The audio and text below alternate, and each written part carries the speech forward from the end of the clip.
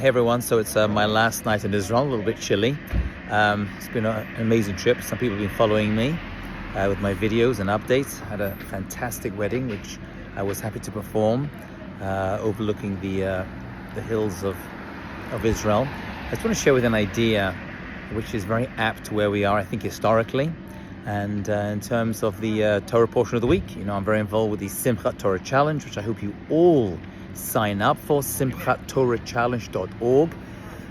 But it fits into this week's Torah portion of Noah. Noah was a very interesting individual. He was a great man.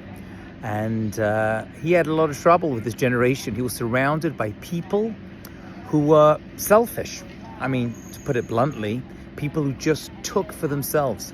So there's a very famous question by a great Rabbi Dessler.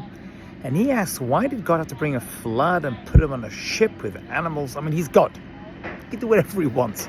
He could have taken Noah, put him on a beach in Tel Aviv. And by the way, the Talmud tells us the land of Israel is so holy, it didn't actually need to be affected by the flood at all. So the flood waters did not come down directly onto the land of Israel.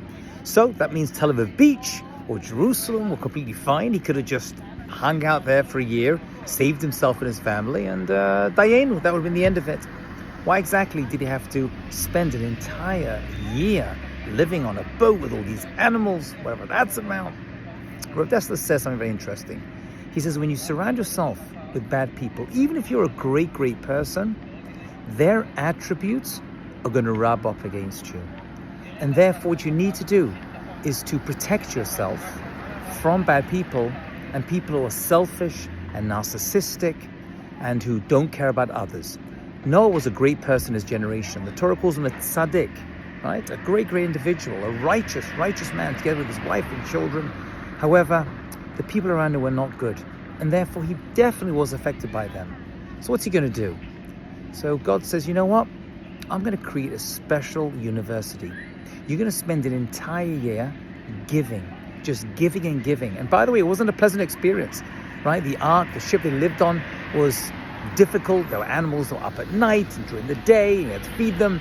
The Midrash tells us that a lion attacked him, actually, one day when he came late with his food and bit him on the arm. It was a difficult time for him and for his family. The entire time, that 1 year was very sorrowful, but that 1 year formed him into a giving person. The fact that he had to give and give removed any trace elements of selfishness that may have affected him and may have impacted him for all those years that he was living in that generation. And that's really a lesson for us. We live in a time where we are sometimes surrounded by people who don't have the best character traits. Sometimes we're attacked by outside forces that are not good. What can we do?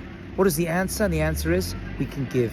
The more we give, the more we're able to remove those forces that have maybe infected our being. That is the inoculation that we can do by doing chesed for other people. In Noah's time, it was animals, because that's all that was around. But for us, it's other people in our community, our friends, and our families. Wishing you all a very successful and wonderful week. Shalom from Israel.